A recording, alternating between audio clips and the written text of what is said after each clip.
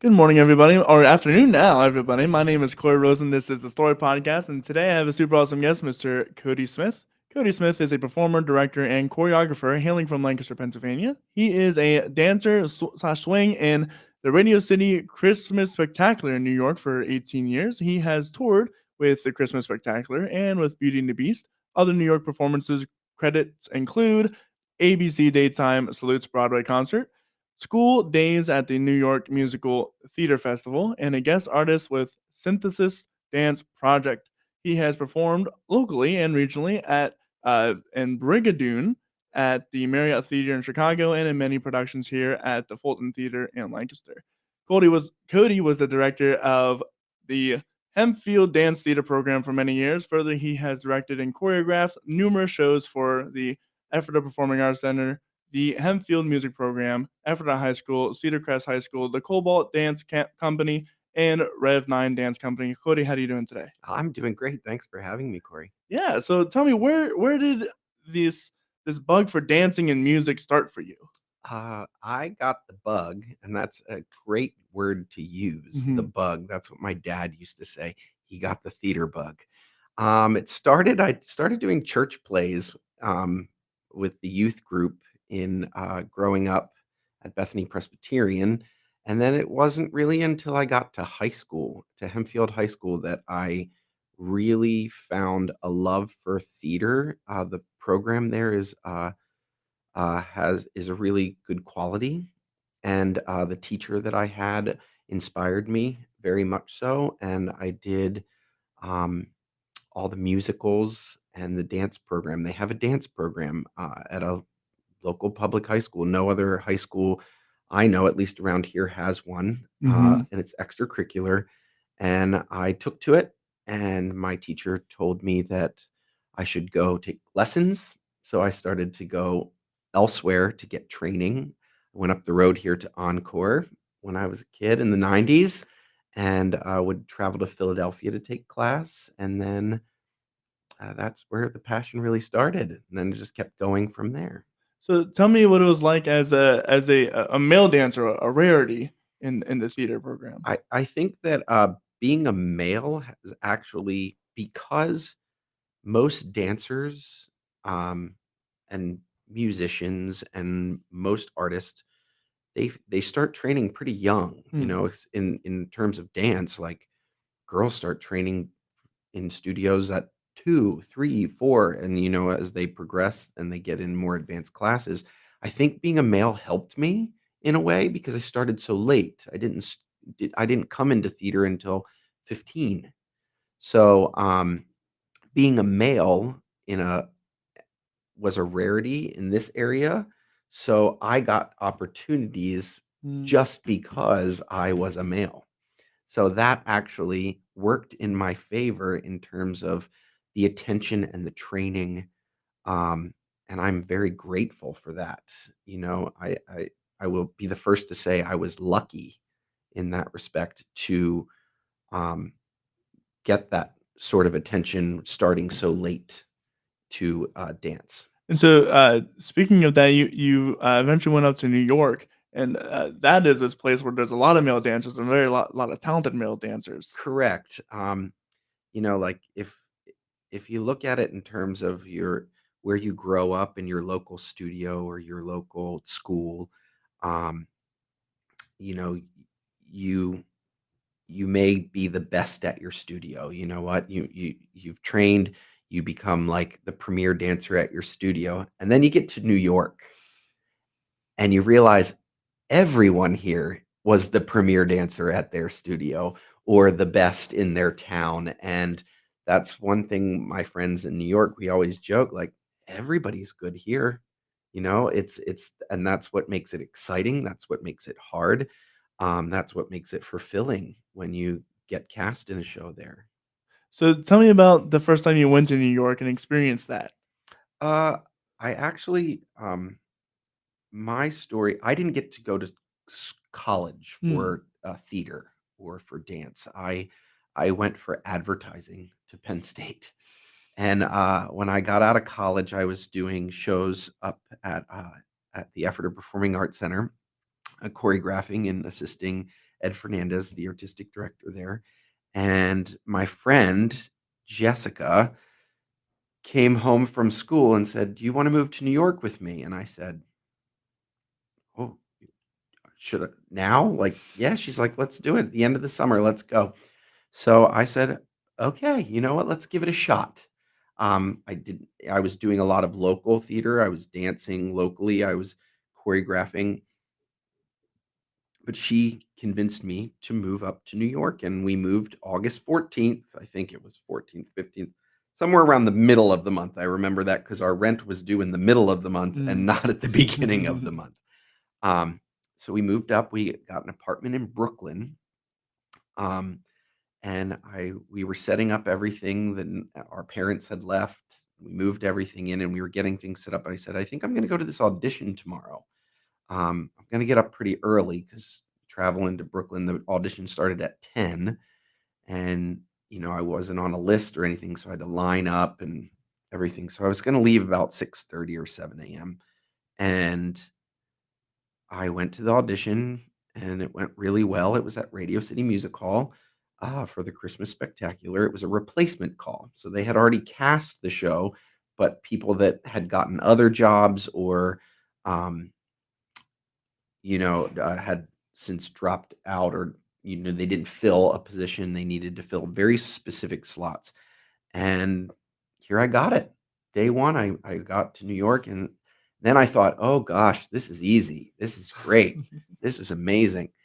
And then I didn't get about the next 40 jobs after that. But I was lucky enough to continue to work at Radio City every year. I was blessed with that opportunity. So tell me about your time there. What were some of your favorite parts, or some maybe everyone has that one time where they slipped and fell. Right. Well, things happen in live theater, but I think what I took away from my tenure at Radio City is that everyone always says, "Oh, you perform with the Rockettes," and well, I'm not a Rockette. I dance with the Rockettes in the show, um, but I think what I take away from that whole experience is that I was a part of something that has become an American institution. Mm, It's an American tradition, something that lives in our collective psyche. The Christmas Spectacular radio, it almost defines New York at Christmas time, and it has now for almost 100 years. It started in 1933, I think. wow. So we're getting close. Um, and uh, and performing at Radio City Music Hall, it's such a beautiful theater, 6,000 seats, built during the Depression to create jobs, along with all of Rockefeller Center there, and to look up out at 6,000 seats and the arches of Radio City is something that I will hold close to my heart for my entire life, and I got to do it for 18 years on that stage, um, and I made a lot of great friends. Um, I feel very blessed to have had that opportunity, and everyone who comes to see that, I think that's why that has kept me going that long, is because, you do shows and then you're like, it becomes old hat and you're just like, yeah, yeah, yeah, this is what this is and this is what that is. And, but every time someone new comes to the show for the first time and you bring them backstage and the, they're awestruck and their complete, just like emotional response to being in that space Mhm. makes you remember and appreciate again, and it makes you continue to, hold that standard high. So, what was it like for you to first, like, step onto that stage, and what did you ever feel stage fright or, like, any nervousness or I don't know, I have to ask, I mean, what do your other guests say about stage fright if you in entertainment, like, as a well, professional? I don't know if you consider yourself an introvert or extrovert, but a lot of us in the industry are actually really introverted, and so the first time they come on the stage, you're like, "Oh," Well, I'm extroverted, so so you were fine. everyone who knows me knows I'm very extroverted, but, um, no, yeah, I think everyone I still get nervous on the first day we call in the theater business, your first day of rehearsal for a new project, we call the first day of school, Mm, mhm. okay? And did you ever get nervous your first day of school growing up, like, when you went to a Right. new class, new teacher, new Yep, it's that same feeling, and I think that happens I can't speak for everyone, but I know I do. I get very anxious, like, I'm excited, I'm ready for the challenge, I'm excited to be with a new cast, a new director, or an old director with a new cast, or I'm directing a show with a cast that I've chosen, and it's the first day we're gonna all be together. Did I choose the right people? Is this gonna Mm. come together?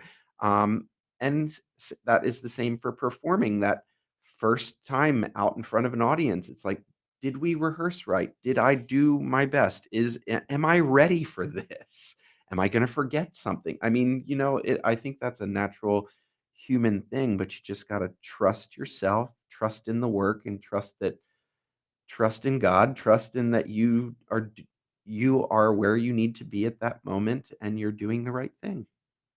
So, at what point did you become a dancer into a director? That's a great question. I don't I I think that, directing and choreographing is a separate skill set. Mhm. Like, I don't think all dancers become choreographers. I don't think all actors become directors. Obviously, that's true.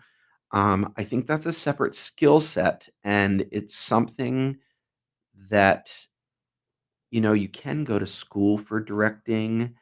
You can take choreography classes in a dance major degree. Um, but I think it comes with finding something to say or Mm. a reason to tell the story, whatever that may be. Like, I'm passionate about reaching an audience. So I love to perform in front of people. I've been doing that for a very long time. But as I get older, I'm not as fulfilled as a performer. Well, one, because as an older dancer, it doesn't feel so good to perform on stage every day. Your body, it takes a long time to recover.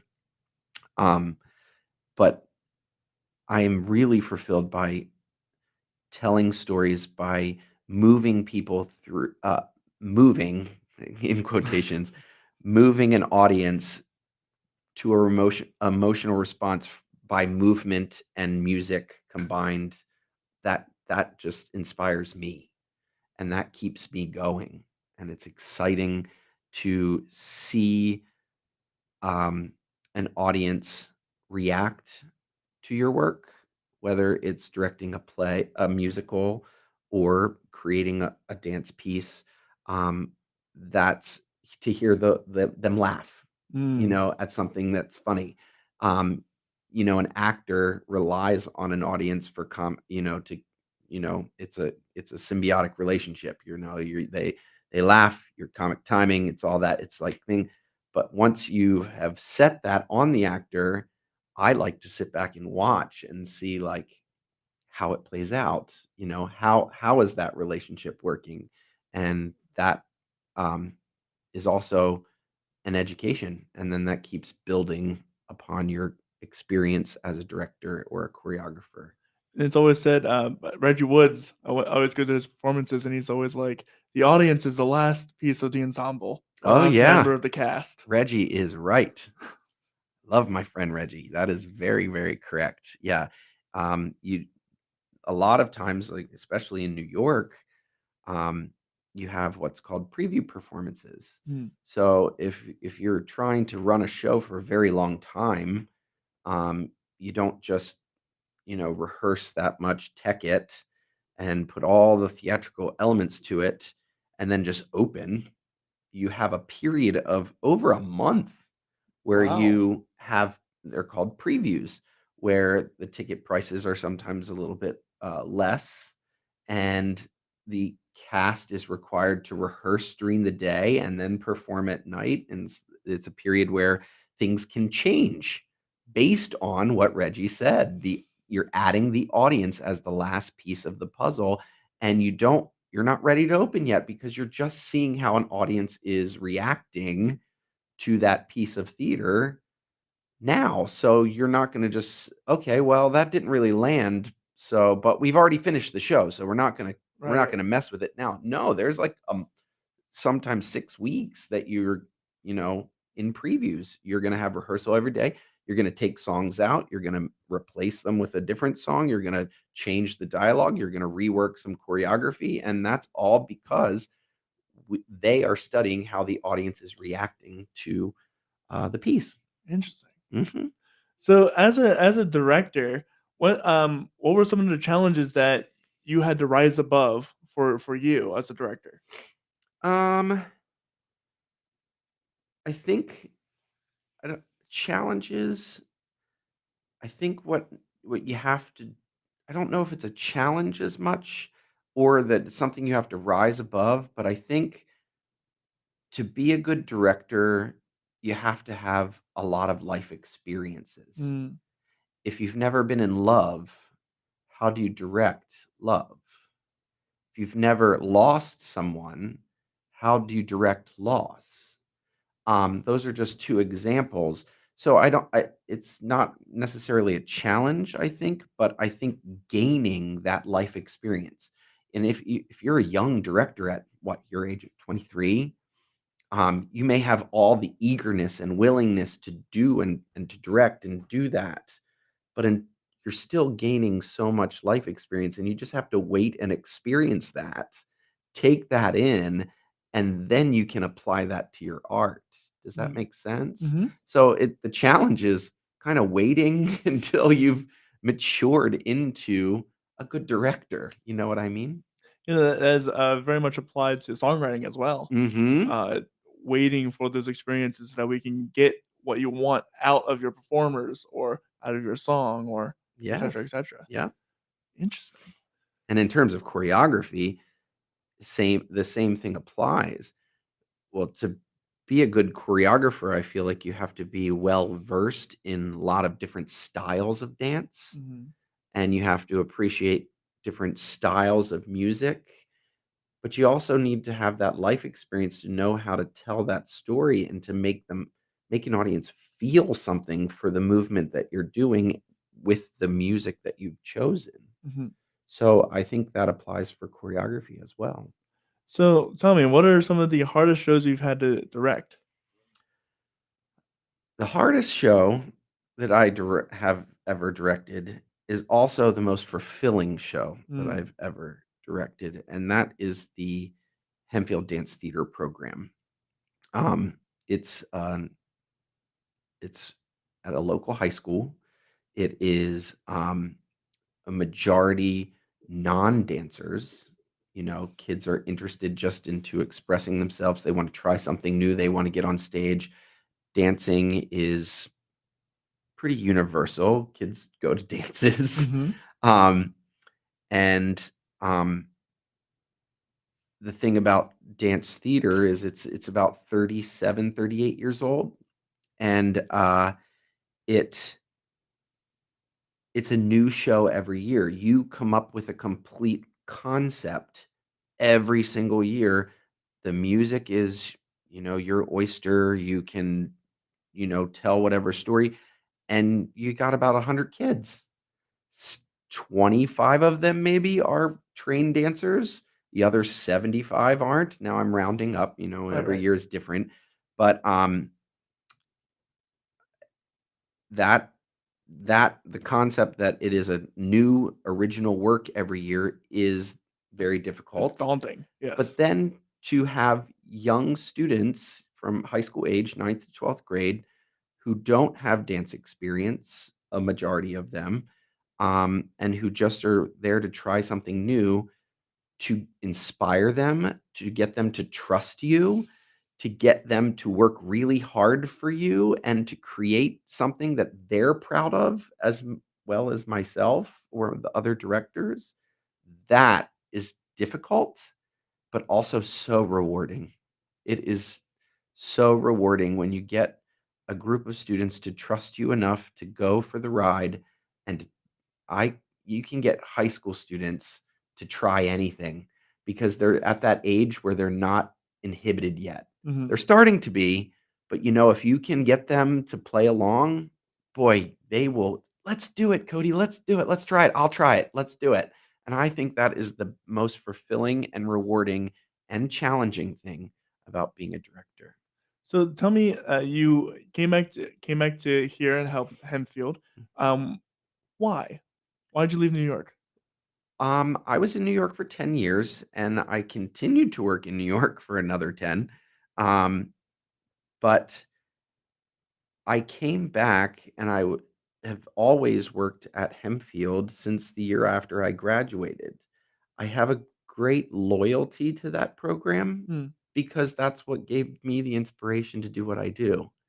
So, because I was so moved by that program, I want students to have that same opportunity to be moved. I'm not saying that everyone that comes to Hempfield is going to be a professional Right. dancer.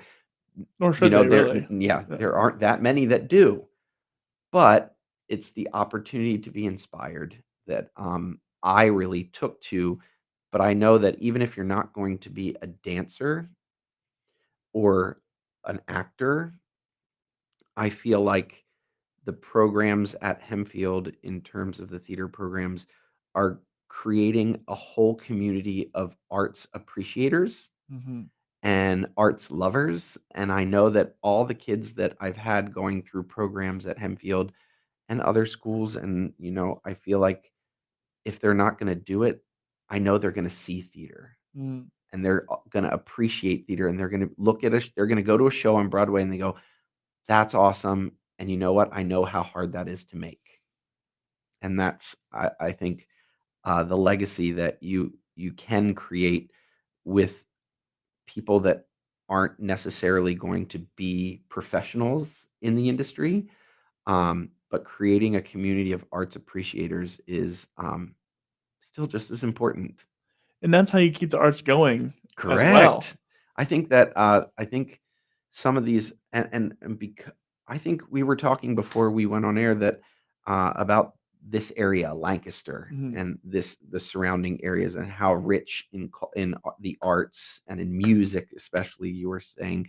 I think that it's the same in theater. I mean, we have professional theaters, we have community theaters, we have There's a I million and mean, five theaters around here. we're still in what is it, April 11th? We're still at the tail end of, like, high school musical times where Mhm. all this I mean, there's just so many opportunities in the arts. There's so many dance schools around. There's so many performing arts. There was not so many, but there's a fair amount of, performing arts academies and programs, and, I think we're blessed to have such a rich, community in the arts here. Yeah, the only way to keep that going is to invest in the younger generation and keep it going. Exactly. So there you go. That's why I moved home. I love this community. And even when I lived in New York, I always joked that I would probably be back someday, back to Lancaster someday. And And here you when the are. time was when the time was right, it was right. So tell me a little bit about because you've worked with all the spectrum of the professionals, kids, college students. Hmm. What are some of the different challenges that are, or where do you think it's yeah? What are some of the challenges that you have to face dealing with the different working with the different age groups? How do you differ approaches? How do you get them behind you and that kind of thing? You said it, Corey. It's approaches. It's the way you approach certain things. Some younger, unexperienced artists, you need to spoon feed, for lack of a better word. You have to literally tell them, you know, put the book in their hand, tell them which hand it's in, Open open the up the page. page, and show them to read. That's basically what you have to do with unexperienced performers. You have to spoon feed everything to them. And the way you do that is break everything down. Break everything down by this. Why did you say that line? Mm, Why am I asking you to do this movement? What is this? What does this mean? And then when you get to the college level, they're starting to study it as a profession, so you don't have to spoon feed as much, but it's still a learning experience. You're still training them to be professional, even though they are um, already pre-professional. We would call pre-professional. And then when you get to the professional level, they come in with their homework done. mm, They know how that they want to portray the character. They already are familiar with, and you're just kind of molding the product so that it's cohesive and overall arcing story that's what a professional director does. You want to make sure that is our audience going to understand this from beginning to end, molding what everyone is bringing to the table already because they are already professional artists. mhm. I'm curious more about the dance program because you say you make an original work every season, and is that the same for this season too coming Yeah, up? we're working on dance theater now. It's in 3 weeks. This year, I am not the director this year. My good friend and collaborator and colleague Devin Groff is the director of the show. I am. I have She is now the director. I resigned from that position, but I am now an outside choreographer. So I come in and just do my pieces. That's how I began in dance theater. That position was created for me when I graduated high school.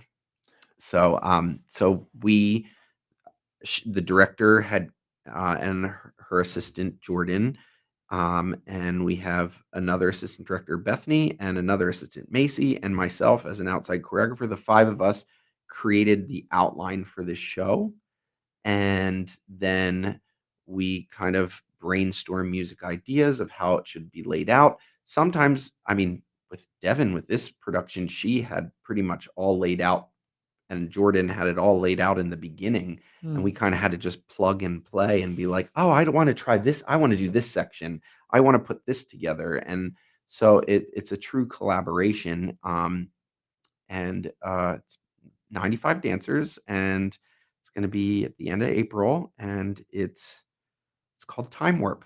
It's all about time this year. I think it's gonna be Interesting. amazing. And so you guys bring in like original music, and these are like original ideas. Something. It's original ideas, it's not original music. We Okay. we we pull from a wide variety of music, um, and, but the idea and the concept is original each Okay. year, and the choreography. That's so interesting. I'll have to check one of those Yeah, out. it's fun. It's become a tradition in the Hempfield community, which is a Mm. suburb of Lancaster. Um, you know, uh, Now I have students that their parents were in dance theater with me in high school. We have over 1,300 seat theater, and we sell it out every year, 3 shows. It's quite amazing, um, the impact that dance has had on that community through that program. People have come to appreciate dance in a way that I don't think other communities are like, "Oh, dance thea they." My dad likes to come. My dad's a sports guy. He enjoys coming to dance theater. He's come every year. And so, in your opinion, why is dance so important? Um, well, I think that that's a good question. Look, you're stumping me. Why is it so important? One, because, well, it's only important if you have a passion for it. Mm, Why do I have a passion for it? One, it's hard. Dance is something that you make look really easy on the stage, mhm, but it's really hard. Now, I'm one of those also traditionalists who don't think that dance should be a sport. mm, I still, even though it is hard and challenging and physical, and I would call a dancer an athlete, but I don't. I still think a dancer is more an athletic artist. than a sports figure. So I think that's what I think is most important is the physical challenges of dance, but making it look so graceful and elegant and beautiful, is, to me, what I think holds my passion and importance. What show for you was one of your favorite shows to be a part of? That's a great question.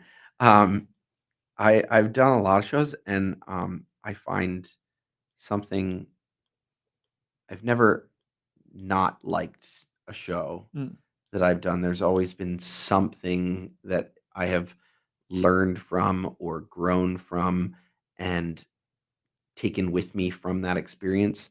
But my favorite show that I ever was in was Newsies. And there's a specific reason for it. Um, when Newsies came out, the movie, I was right when I first started to find a passion for theater and for dance. The movie came out with mhm. with Christian Bale, and I was like, "Oh, man," and it was all boys dancing. So I found that I was, like, really exciting and really great, and I liked the athleticism and just the Spectacle. excitement of Yeah. it, of that movement and seeing all those guys moving in that movie, and I was like, "I can't wait till they make this into a stage musical. Can't wait, can't wait, can't wait." And finally, I was in New York living, and they were making Newsies, and I was 31, 32, maybe, and they wanted young dancers. They wanted Mm. 20, 21, 22, 18, um, and I got cut, and I didn't get it, and I was and they were like, "You're too old," and I was like, "Oh, no. I missed the most exciting musical that I could be a part of. I missed it. I'm not gonna get a chance to do it." And then they did it at the Fulton in 2000, ooh, dating me, 17? I was 38. I was 38. And I emailed the director, Mark Robin, and I said, I didn't ask if I could be in the show. I said, "Do you think I could come audition for this show?" And he said, "Sure, come on over." I was like, "See, because I didn't know. Are you casting it young? Are you gonna, what What's going on here? 38 Yeah. years old? I mean, if I shave, I look young sometimes." Well, at 38, I still looked pretty young. Um, and he cast me, and I got to do it at the Fulton and at Maine State Music Theater, and I did it for an entire summer, and I was so excited that I didn't miss that opportunity, and there were kids in it, there were college Right. students, there was, and then there were some adult, it was a good mix of guys in the show, but I took that experience to heart because I knew that I almost didn't get to do it. So Mm. that was the show that, I will always hold as the favorite one that I've always ever been in. So looking forward, because you mentioned age and theater are very specific sometimes about their casting. Mhm. What are some shows that you are excited to be a part of as you grow older? That's another great question, Corey. I don't know. I don't know if I will, continue as a dancer. You kinda age out, Right. like, could I be in the ensemble of something with adult dancers, like 9 to 5 or something like that? Mhm. Maybe, maybe. Will I be able to sustain a 8 show a week run for 7 weeks, 6 weeks, even 5 weeks? I don't know. So, um, I've stopped seeking out opportunities, and, I've been very blessed that opportunities present themselves to me. Mm. And, I keep myself open spiritually, emotionally to just whatever's next. It's coming. It's coming, it's coming, it's coming. And if it isn't performing and if it's more directing and choreography or even I'm getting into, I'm started to do some stage management, which is like dance captaining or assisting, which I've done many times before too. Um, I welcome all those opportunities and new learning experiences and continuing with work I've done through the years, and trying to just stay in the arts. That's kind of the basic thing. It's not about what show do I wanna do, it's kind of how do I stay doing what I love to do here in Lancaster in my mid-40s. Mm, Yes, as a primary, I'm a dancer first, and then now I guess I would start to consider myself a choreographer first or a director first, so, yeah.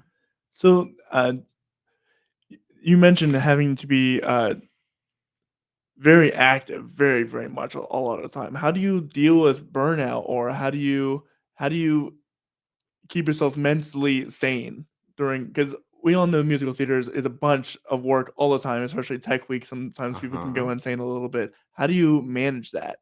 Well, that's interesting.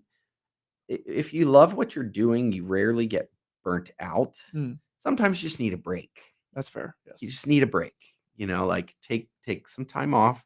Um, that is a totally acceptable and fair thing that I think that um, if anyone is feeling what technically the burnout, I think that would be a good thing for any profession and not just artists. But in terms of you know, uh, physical wear and tear on your body as a dancer, or I like the phrase, "Pain is just weakness leaving the body." You're Mm, always going to be sore. There's always going to be soreness. There's always going to be, and I mean, I continue to work out. I work out at Orange Theory Fitness. I love it. 5 days. I try to go four to 5 days a week. Um, but that you just gotta if you keep your physical health up, your body up, then mentally, I think it will sustain you. You know what I mean? And yes, you're gonna hurt. yeah, There's gonna be soreness, it's gonna happen. but pain is just weakness leaving the body. So, as a Christian, I like to ask all my brothers and sisters in faith this question: what is worship to you? When do you feel most in tune with God? Um, I find God in a lot in music, and I'm not talking lyrics to songs. Um, I One of my favorite parts about church each week is the music, listening to the choir, listening to the organ. Easter was this Sunday, and our church has the Susquehanna Brass, and it's Mm. timpani it's so beautiful. It's my favorite. I tear up every year. Um, Christ the Lord is risen today, and the Yep, introit. yep. I remember it brings tears to my eyes. Every year it just comes flooding back and we sing the Hallelujah chorus. I think music is such a part of um of faith and in church, and that translates over into the theater, and I think that that inspires me, and that's where I see a lot it's where I take God from church into my daily life in the theater is the music. So, we're kinda running out of time here, so I'm gonna go on and ask more questions that I like to ask all my guests, Sure. and, because I know you gotta get out of here relatively quicker. And so what is and we were kinda mentioned this beforehand now, everyone has that story where they slip and fall, or Mhm. what is that one time where you, you what is the funniest thing that's ever happened, or maybe one of the worst things to you on stage? Oh, okay. I'm gonna I'm gonna give it to you. It's embarrassing. Very first performance of the Christmas Spectacular, my first year in New York, not the tour. I did the tour first. But in New York, the show opens with a street scene, Mhm. and there's shoppers and a police officer and Santa with a bell and all these people going around. I was a bike messenger, and in 8 counts, I had to ride from stage left, wing 1, to number, I forget, 14, maybe 18, 0 center. Yes. And at Radio City, it goes all the way to like 42. Oh, wow. So in 8 counts, I had to get to number 14 It's like marching band. on a certain colored line, and I had to get off, jump off the bike, put the kickstand up, and freeze before Santa rose up on the elevator and froze everyone. Like in the street scene, he was freezing the street to say, all right, all the hustle and bustle, it's time for Christmas. That was the opening of the show back then. And oh my gosh, there was my first that nerves getting ready that very first time. Like, okay, I hear the audience. I'm gonna ride out. Here we go. We're gonna do this. And I got on the bike. I rode out. I got off. I threw the kickstand. I froze, and then I heard behind me the bike go into the flat that was flown No. in, covering elevator 2, because they had to bring the big tree at Rockefeller Center up that the Rockettes came tapping out of. Yeah. And I was like, "Oh my gosh, if I don't move this bike, oh my, I might stop the show. Like the show will have to stop because they won't be able to bring the tree up because I ran the bike into the flat." Oh, it turned out fine. It Okay. was fine. When Santa unfroze us, I quick got the bike and it was fine. But wow, was that embarrassing? And I was like, "Oh my gosh, the bike, I can't."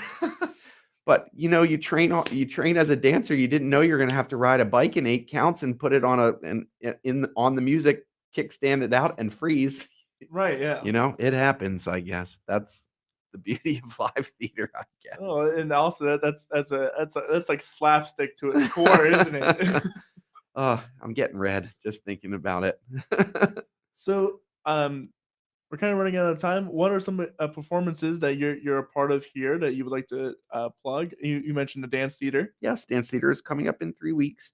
I choreographed a show for my friend Randall, who wrote a kid show, Robin Hood, A Fractured Tale of Robin Hood, that is gonna be on Saturday mornings. It's a kid show, at the Fulton.